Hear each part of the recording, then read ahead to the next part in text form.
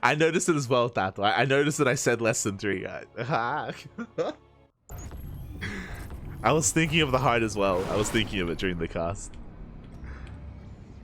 So we're diving into this and spawning in the top left-hand corner of Neo Humanity. We have the American Protoss player representing Maturino Esports. It is Astrea. And spawning in the bottom right-hand corner, we have his opponent. We have the South Korean Zerg player representing CranKy Gaming. It's the best Zerg player in all South Korea. It is Dark.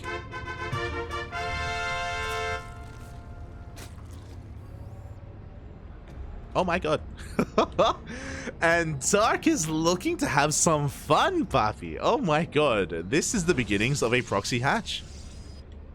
Probe is being blocked across the map, but I don't think Dark cares. Because you know what? He has a drone across the map instead, and the hatchery is thrown down. So, fun fact. Dark, he does do this on certain maps. If the map doesn't have a ramp coming into the natural, then Dark is willing to proxy hatch in ZVP. So these are maps like Greswan, Ancient Cistern, Royal Blood, and Neo Humanity. Those are the 4 maps where Dark is willing to go for the proxy hatch. Again, the reason for this is because there's no ramp. It is easier to really pull this off.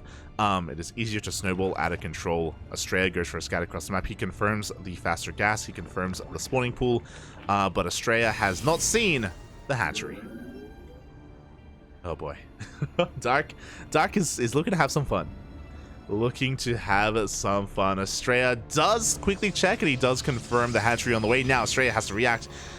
So against a proxy hatchery as a Protoss player, it is very heavily advised to throw down a forge. The reason for that is because the Protoss player has very limited production available, and there we go, the forge is thrown down. We need cannons to supplement for the lack of units that the Protoss player is going to have.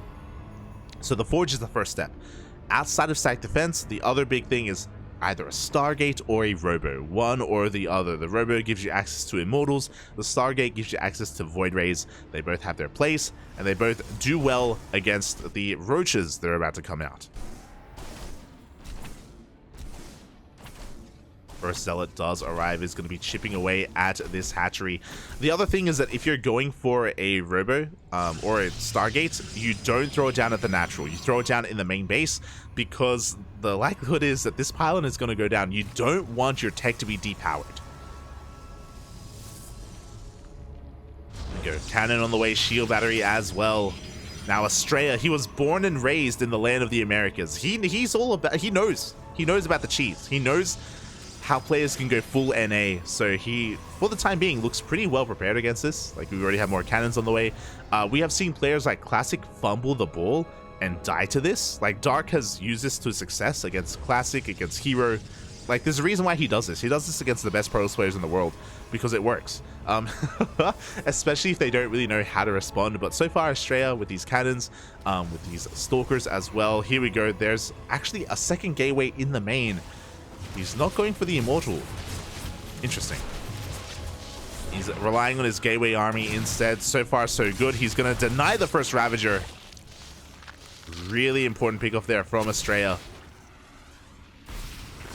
Getting that first Ravager. Meanwhile, Ling speed is about to kick in. Like, Dark is all in. He's just making Lings, Roach Ravager, and Lings and Ravagers across the map.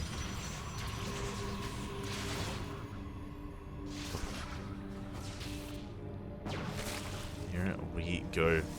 Now, the goal here from Dark is to force Astrea to overextend. Like, if Astrea does push too far forward to try to take down this hatchery, then the Lings will surround. Here we go. The Lings are coming in from behind, but no, Astrea does notice. He does pull back in time. And there it is. GG gets called. Astrea shuts this down, and he takes game number 1. GG. Este Dark. Dark just having a little bit too much fun there, but Astrea taking it so well. He never got caught out. Again, Dark, with his playstyle specifically there, he was hoping to try and get a surround on those Stalkers. There weren't any Spine Crawlers on the way from Dark, so that wasn't the Spine Rush variation, which puts a lot more pressure on the Protoss player. Like, no, instead, Dark was relying a little bit more on his just straight-up army to overwhelm and overpower. But GG, really well handled by Astrea. Looked solid there in his defense. Now we're getting to game 2. with Astrea having a lead in this series, which is not what I expect. No, I don't think that's what anyone expected. So a good start here from Astrea. I don't expect Dark to go for a proxy hatch again. This is a good map for it. Gresvan is a better map for it, but yeah, I don't think... There's no way. As spawning in the bottom right-hand corner of Gresvan, we have our American Protoss player representing Maturino Esports, leading the series 1-0. It is Astrea. And spawning in the top left-hand corner, we have his opponent. We have the South Korean Zerg player, the best Zerg player in all of South Korea, representing CranKy Gaming. It is Dark.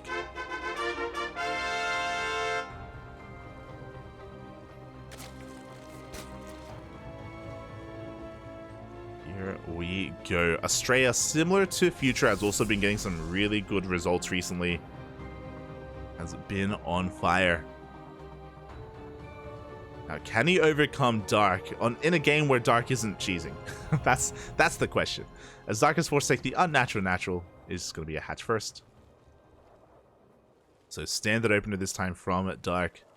Likewise, Astrea going for his gate expand as well.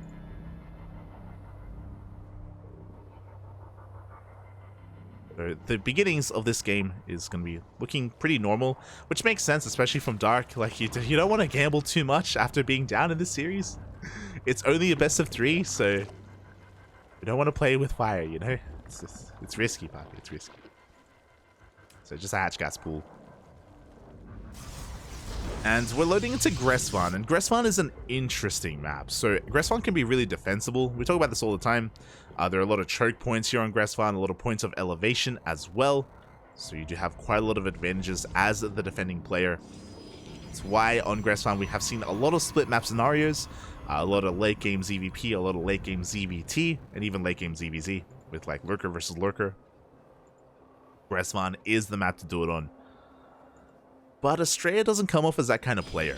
He's not like Neeb, for example. Neeb thrives in the late game, or he thrived, as Neeb is now retired. But he thrived in the late game, and he'd be more than willing to slow the game down and to kind of force that scenario. Astrea, not so much. Astrea, he wants to be more active, he wants to be more aggressive, he wants to be more in your face. So I don't think he's going to go for that playstyle necessarily.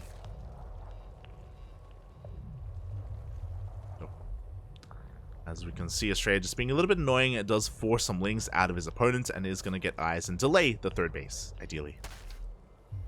Meanwhile, back at home, Astrea going for a Stargate opener. Should be for Oracles. Oh, does get the pylon down in time as well again. Going to be delaying the third base for a couple of seconds here for Dark. But eventually he should force a cancel. Up. Up. Oh my god, that was literally 1 second away. But Astrea does cancel in time. Back at home, he has the depths. He does deflect the initial lings, as Dark was trying to get a free scout off, but Astrea does push the lings away. Dark was unable to get into the main base, so he's not quite certain what Astrea is going for. Not yet.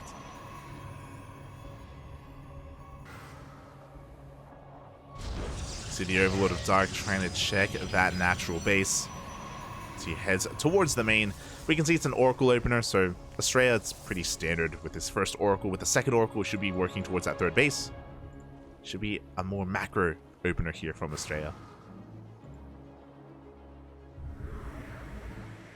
So everything is looking normal. But I want to see what normal is for Astrea. Like, I haven't seen enough of his PvZs to really figure that out. To figure out like what his tendencies are and what he enjoys. Third base is thrown down. Dark is here to force the cancel, and it looks like he will force that cancel. Oh, meanwhile, across the map, the first Oracle is trying to get damage done, but no, we have 3 queens in position. The Oracle didn't get a single kill. Spore is up in the main. Dark doesn't take any losses. We're going for a fast Evo chamber. This is going to be for fast +1 melee. For those lings. As Astrea is still sharking around for more damage, he's going for a third Oracle behind this as well.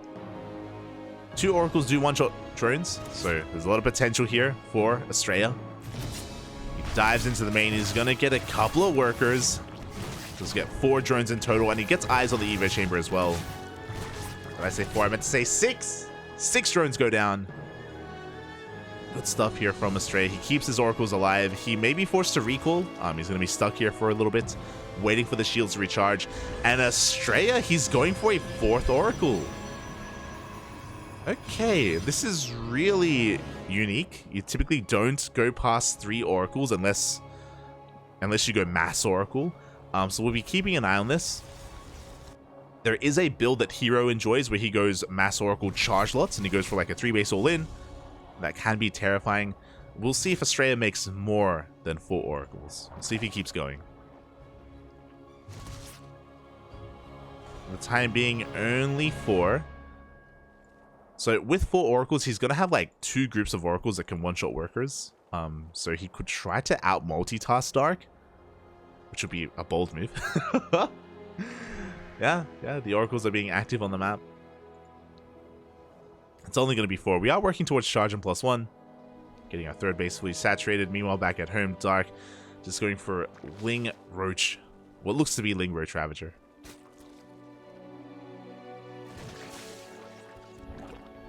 Yeah, Astrea is hoping to catch Dark off guard. He's going to dive into the 3rd base. He's going to get a couple of drones. Only 2 for now.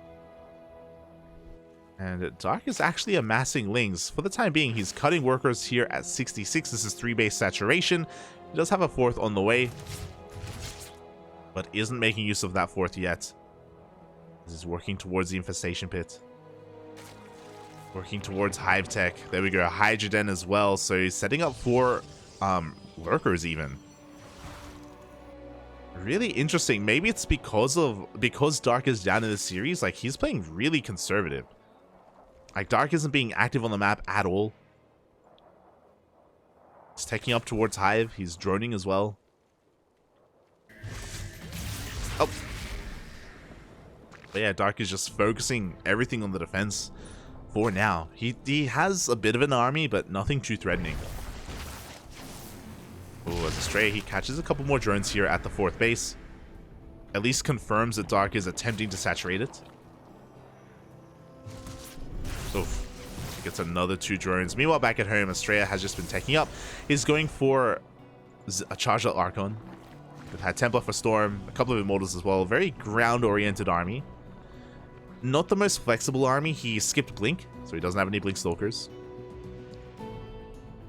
Just Charged Archons and Storm.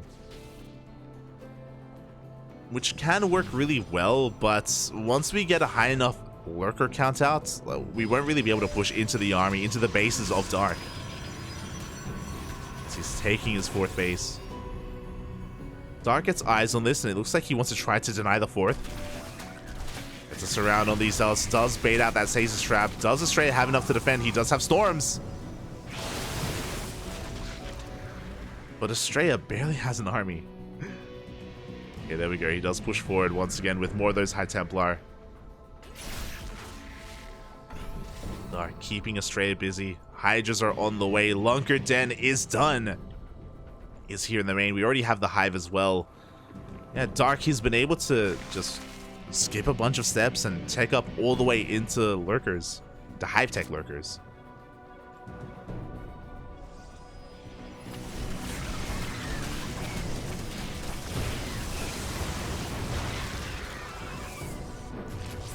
And Astrea doesn't really have the best army for lurkers. Like, there are no disruptors, there's no Sky Toss. Storm can be okay, but it really just tickles lurkers, and we're going for even a Nidus as well. Oh my god. So this game has been relatively passive overall from both players. Like, Astrea's just been harassing with oracles, but from here, it feels like Dark has come out ahead. It feels like Dark has gotten away with taking up into these lurkers, and he can hit a really strong timing. This Fleet Beacon transition is late. Astrea, he recognizes now, like, oh, I should be headed towards Sky Toss. Like, Dark is just leaving me alone, and I should be doing something with this. But it feels like the lurkers are going to hit first. It's like this could have been thrown down a little bit faster. Oh boy, here we go. Dark, he has vision of the main base. Nidus is done. We'll lose that Changeling. can go for the Nidus play. Meanwhile, shout out to Jadolf in the chat. Thank you so much for subscribing for 20. It's been 20 months. It's almost been 2 years. Oh my god. Papi. Thank you so much for the resubscription. We appreciate it. We appreciate it. Gah. Even if you're just a mech enjoyer. Thank you. Thank you. Thank you.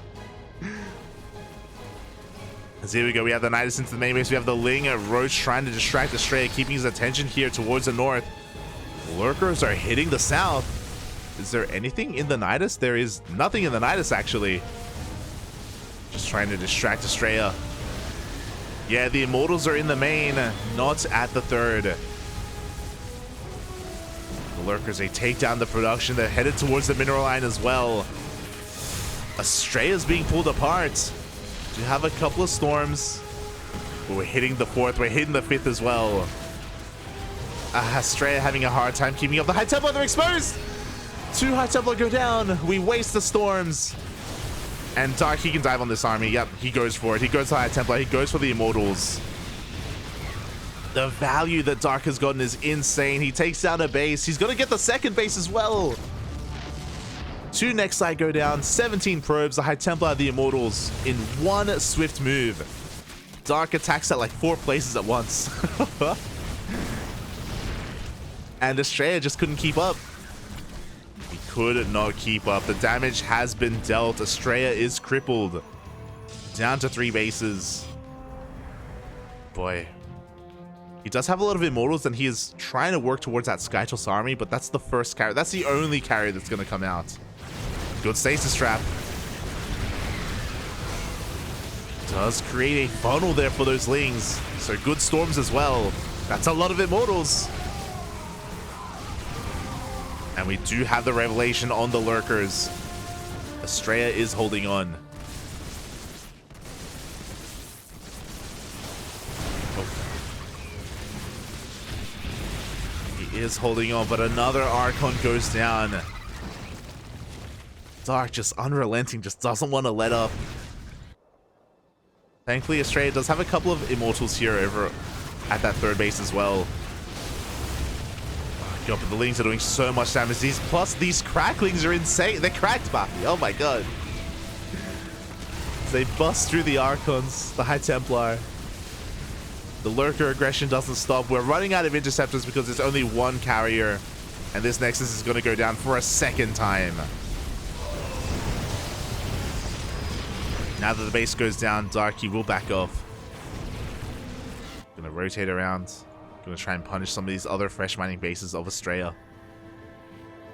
Now, over time, the carrier count is getting higher. We'll see, can he survive long enough to hit 6 carriers? Can he hit critical mass? Can he get there? Oh, as the carriers are... Okay, they're gonna be able to clean up this Nidus. Baneling run by is being set up. There is no Baneling speed, by the way, if I'm not mistaken. There is, so they're going to be waddling into the mineral line. I love it. Contamination on the main Nexus. Here we go. They waddle in. No reaction!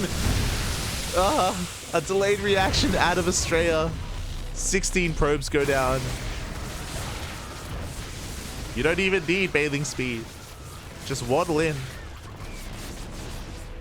And now that we have these Vipers, we can abduct the carrier. Yeah, that's what we're going for. Oh. We're threatening that abduct. We actually go for the Immortal instead. Doesn't quite get it. Oof. A Templar do go down. There we go. We do abduct one of the carriers and it will fall. Astrea's going to be forcing Dark back. Again, that's a lot of Immortals. But Dark can just keep on getting units for free. And abduct every time. Every time Astrea tries to engage, we can just abduct whatever unit we want. Now, we are running out of energy, to be fair. Another Nidus into the main. Astrea's not having a bad fight here. He gets a storm, but he just doesn't have enough to get on top of those Lurkers. The Immortals are going down. Did misjudge that. Takes down 2 more High Templar. Astrea, he's bleeding out too much. Dark is all over him. And there's nothing left to defend at this third base. The most important mining base of Astrea. The mineral line goes down. The hydras are going to get cleaned up. As the army gets distracted, another base falls. As we even recall. Oh my god. Astrea panicking towards the end. GG gets called, and Dark fights back, taking game number 2, forcing the ace match. GG. Ooh. Oh my god. Yeah, we saw a side of Dark that we don't get to see too often. Really defensive play from Dark initially, just focusing a lot more on just holding on to his 3, 4, 5 bases, taking up very heavily as well. And because Astrea wasn't being too active on the map, other than his oracles, if you remember, I think Astrea was expecting Dark to be aggressive. So Astrea was like staying back at home, just focusing on expanding. Dark was able to take up so much, and we saw that carrier transition, the Skytoss transition from Astrea, was late, considering what Dark was doing. And to be fair, Astrea didn't know. Despite his oracle harass, I don't believe he was able to see the infestation bit. I don't think he saw the lurker den, and I don't think he saw the hive either. So there was a lot that he just wasn't able to confirm. So he didn't know. He didn't know that he had to take up a little bit faster into those carriers. And mate, once Dark got those Niduses going, he was just constantly just in the face of Astrea in his main, his third, his fourth, his fifth, just everywhere. It's impressive. It's impressive. It's wild. Now we're getting into the ace match.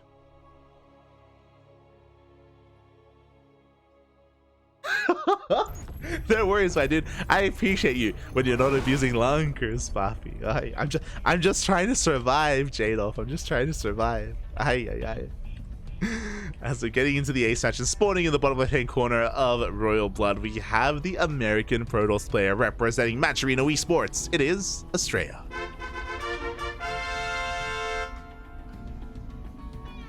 And spawning in the top right-hand corner, we have his opponent. We have the South Korean Zerg player, the best Zerg player in all of South Korea, representing CranKy Gaming. It is Dark.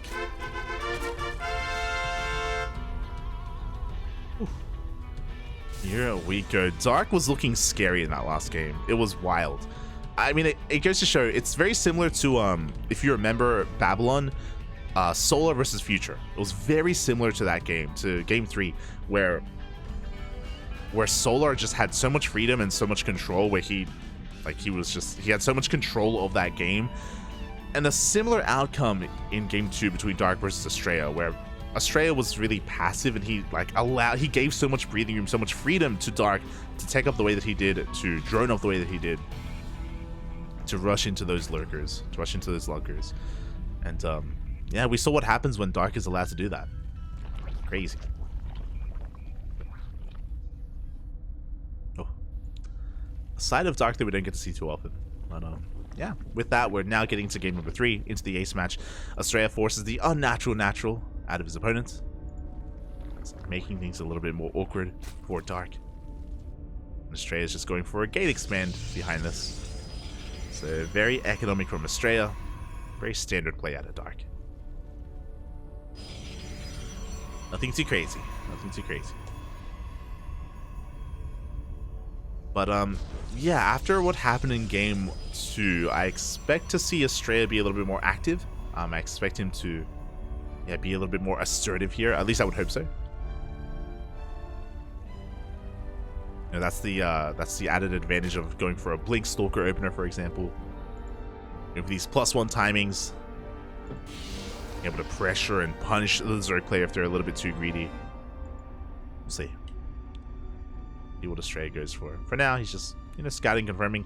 Interesting. Okay, so I was not expecting this. It's a robo opener out of Astrea.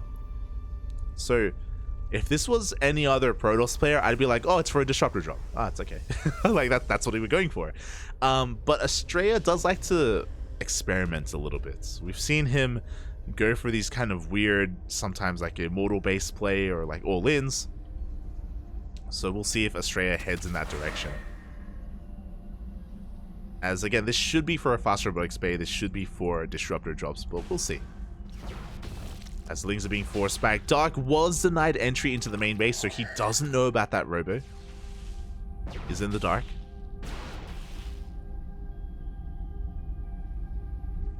Across the map, he's just droning quite happily. Astrea going for the observer first, and yep, there we go. It is going to be for that robo. So this is the beginnings of a disruptor drop. There are some Protoss players out there that go for Colossus drops. I know Nina likes going for Colossus drops. I don't know if Astrea is one to do so. Like they are from the same region, so maybe.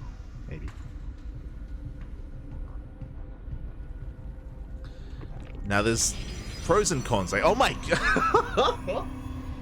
This is what I mean. This is what I was talking about. This is why, like, initially I was like, it's a robo opener. If it was any other player, it'd be just a disruptor drop, right? Any other player, but it's Astrea. He goes for double robo. He's crazy. So we've seen this before. I'm pretty sure Astrea wants to go for double prism, a double drop. Like, I think he wants to try to pull apart Dark. This is wild. Only Astrea does this. There we go. The first disruptor is on the way. Back at home, Dark did go for a very fast Roach Warren, so I really want to see this come to fruition. I really want to see this come full circle. But Dark is amassing an army right now. He's cutting workers at 40. You have Roaches and Lings on the way. I don't think Dark is gonna let Astrea play out this game. I'm really concerned. As Dark is keeping up with the drop play. Adepts are being forced back. So Dark is reading this as Glaive Adepts. This is the typical response here to Glaive Adepts, and only Adepts have been revealed. So Astrea, he's selling the story. Now the problem with this is that, sure, like, you're faking out your opponents, you're forcing out a lot of units, and Dark is going to make use of those units. He's moving out across the map, he's getting eyes on whether or not there's a third base. Boy, Dark working on his lair as we speak. Here comes the second Warp Prism. So we have the double prism coming out from Astrea. His goal here is to try to pull apart Dark with mass drop play. He should be coming back home with this first prism to pick up the other disruptors. So double disruptor drops, basically. We saw this, I think it was a couple of days ago, Astrea versus Ragnarok. Didn't quite work out for Astrea, let me tell you. This isn't the first time we've seen this. Colossus in production as well. The first drop has arrived. We're heading for that mineral line. Up. Pretty good connection. 6 probes go down. The prism. No. The prism takes a lot of hits. Oh god. A good start from Astrea if he doesn't lose this prism, because that's a lot of money in that prism right now. It's 2 disruptors. Meanwhile, he's heading off to load up the other disruptors to go for another drop on the other side. Dark is droning. He's working on a Spire, which makes plenty of sense. The mutas will shut this down. Astrea dips on forward. Oh my god, he's gonna be so careful. And Dark is just making sure that there's no third base. So he's just making sure that his opponent is committing to a 2-base all-in. Disruptors have arrived. Queen goes down. The other disruptor on the left-hand side is trying to push on forward here, but there are so many queens in position. Up. Don't quite get anything here. Here we go. This is all leading up towards one big push with Stalkers, with Colossi. As a reminder, there's no blink. There's no blink with this, so we have vanilla Stalkers. Oh god, we're going for another drop. We get another queen, but the prism goes down. Disruptors need to be recalled, and now Dark can focus on the main push. On that main assault. What do we have? We have 4 disruptors, but 2 of them are not with the main army. That's the problem. If we had everything together, then I would favor this, but 2 disruptors are stuck at home. Astrea needs to make it. He needs to break his opponent with this army. First Nova will zone Dark away. Dark has Lings here for a surround, or to catch any reinforcements. Astrea, he's backing off to load up these disruptors. This is giving Dark a lot of time. So Astrea, he likewise, he recognizes that he needs everything together. He needs these disruptors. And he's giving Dark so much time to make mutas. 8 mutas are on the way. More lings, more roaches, more ravagers. Astrea's on the timer, and we can see his reinforcements are being caught out. Novas don't quite connect.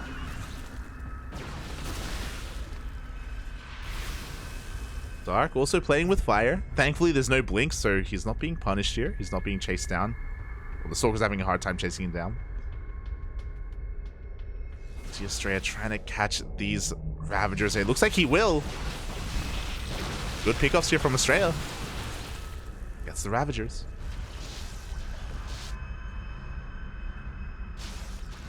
And it looks like Dark is avoiding the main army. He's setting up for a base trade. Okay. I dig it. Dark, he is ignoring these disruptors. He's like, you know what? You do you, buddy. I'm just gonna go across the map and I'm just gonna force the all-in, force the base trade. Spire is gonna go down. Meanwhile, Dark busts into the natural. We do have Stalkers waiting for him in the main. But again, they are vanilla Stalkers. They're going down one after the other. As Astrea splits off his army, he's headed towards the main and the third at the same time. But Dark evacuates. He has enough money for another hatchery. And the main is falling. The probes are trying to evacuate, and it looks like they will. So both players get workers out.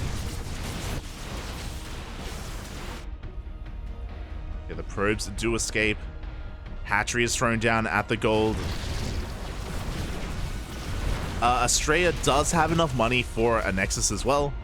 And hopefully he throws one down soon before he loses too much. He's on creep. Dark does see the probes. He's aware. The buildings are falling. We need to throw something down. Okay, there we go. God, it got close, but the Nexus is thrown down just as Astrea is losing his last buildings. Now, looking at the units tab, looking at the army supply, Astrea has a pretty formidable force. I do think that he can probably win a head-to-head fight with all these disruptors. But we have a lot of mutas, and the goal here for Dark is to just pick off a couple units here and there wherever he can. Oh! Gets a probe.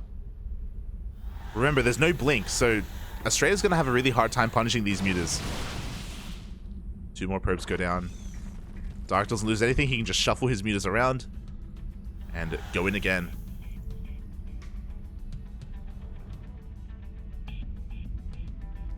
Oh, we can see that the hatchery has been spotted. Astrea's aware. He's going for the drop. Oh, God. He wants to try to drop that mineral line, but he can't. The mutas. God, Astrea playing with fire right now. He wants to try to sneak out with these disruptors. He wants those drones desperately, and he's going to be able to avoid the mutas, but I feel like this is a one-way trip. We go Dark, he splits, and he loses nothing. Ay, ay, ay. And now the mutas, they can go for that prism. Now the mutas are being pulled out of position. Astrea's pushing in. I love this. Dark realized that he does pull back. Oh my God. And Dark takes another base.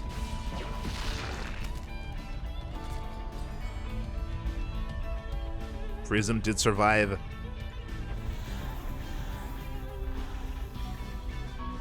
Dark looking for more units. It looks like, oh God. He almost catches the War Prism. Dark continuing mining here at the gold. But again, this isn't the most important base, not anymore. Like, Dark has the hidden base towards the bottom right. I also think it's wise of Dark to keep this the roaches and lings hidden. Just because he will lose if he fights these disruptors in the Colossi. Oh. Okay, lings are moving out. What's important is that Astrea just cut up his army. Astrea just split up his army in half here, so Dark, he actually can fight this. He can engage.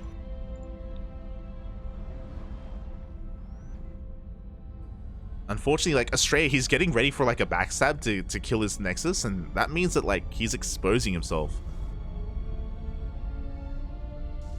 Dark is waiting for that moment. Spawning pool on the way. Zealot does find the ninja base.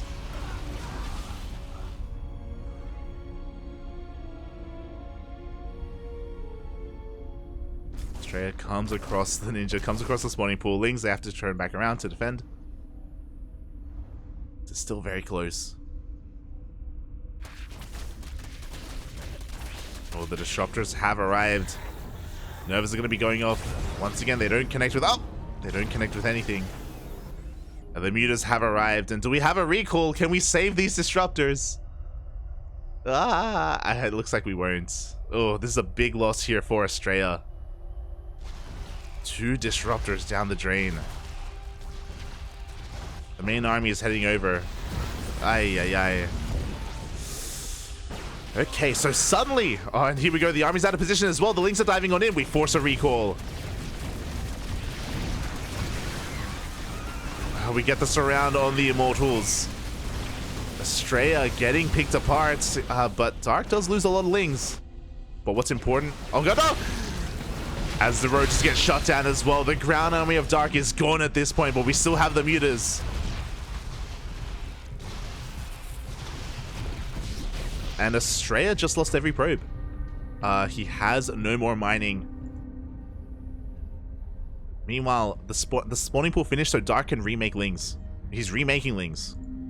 Astrea can't. He's still supply blocked. He can't actually spend his money. But he is going to be shutting down the base on the right-hand side. Mutas, they dive in whenever they can. Another pylon goes down. These mutas, I think they want this army. They can take it. Dark is going to get here a little bit faster, and what's he going for? He goes for the disruptors. 1. He wants that second disruptor. He gets it. Oh my god. He wants a little bit more as well. He's going for the Colossus, but he sticks around a little bit too long. Meanwhile, Lings are hitting that Nexus. Astrea just being pulled apart. Like, Dark's army is just too mobile. Dark is down to 16 mutas. 16.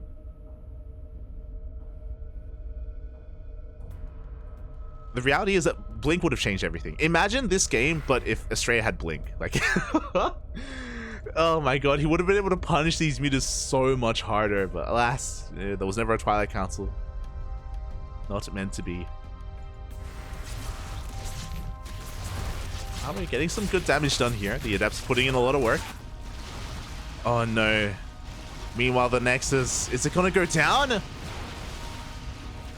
Oh, the Nexus goes down. And that means that these are the last buildings. That's it. Astrea has 0 probes, 0 Nexuses. 1 gas geyser, 1 pylon, and 1 gateway is left. And Astrea, whenever he moves out, the Lings move in. It's now a losing battle for Astrea. I can't believe that over the course of this game, Astrea, like, Dark was able to pick off all the disruptors. He was able to pick off all the Immortals. Just over time, Astrea was just bleeding out too much. And Dark, he can take this fight as well. He takes down every single one of these Stalkers. Dark loses 2 mutas in the process, but worth it in the end.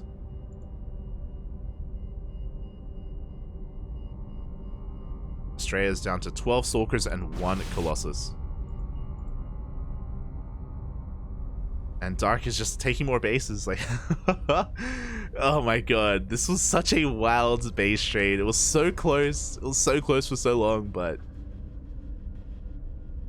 alas, Astrea just couldn't keep up with the mobility of Dark when it came to his Lings or his mutas.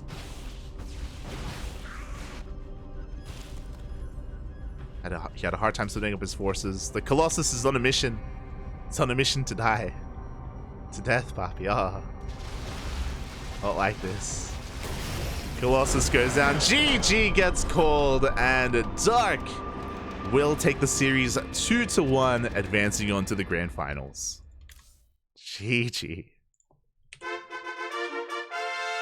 Oh, God. That was crazy.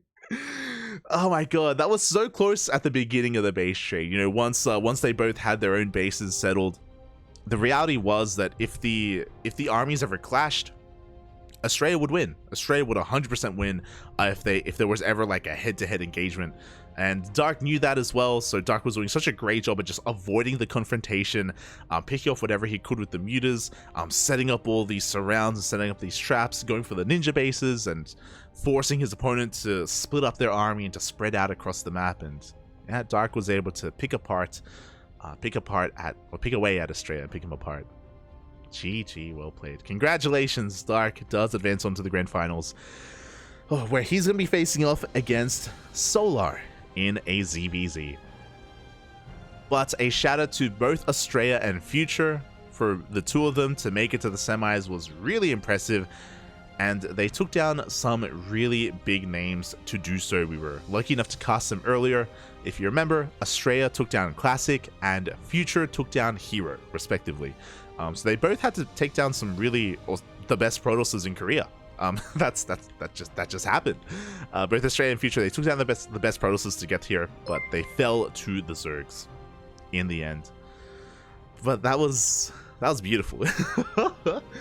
Oh my god. I'm glad I was able to bear witness to that. I'm glad. GG, well played. Meanwhile, a shout out to Baby Links in the chat. Thank you so much for the raid. Hope you had a great stream. Hope you had a great ladder session. We just wrapped up the semifinals with a base trade between Dark and Astrea. It was everything we wanted. Everything we wanted out of a base trade. And now we're getting ready for the grand finals. Let's go. Let us set up for it. As a reminder, the grand finals are going to be a best of 5, not a best of 3. Best of 5. And yeah, we'll see how this does turn out. Again, really impressive showing by the NA players, by Astrea and Future. They have been really improving a lot. I don't know what their practice regimen is. It's a shame that we don't get any more vlogs from Korea. It would be a lot of fun if like we had like Scarlet or Jake, you'll never regret there again, to vlog and kind of give us some updates. But from what we've been seeing in a lot of these online tournaments like the KSL, ESL Asia, ESL Americas, the online qualifiers, Astrea and Future, they have been taking down some really big names. Even here, Astrea went to the ace match against Dark, Future went to the ace match against Solar. Really impressive how much they've improved over a short period of time as well. Future's only been in Korea for like less than 2 months. It hasn't been that long, so really cool to see, and I really do expect them to really flourish in the next season of ESL Masters, ESL Masters Winter in the next season. So keep your eye out for them as we are getting ready for our grand finals.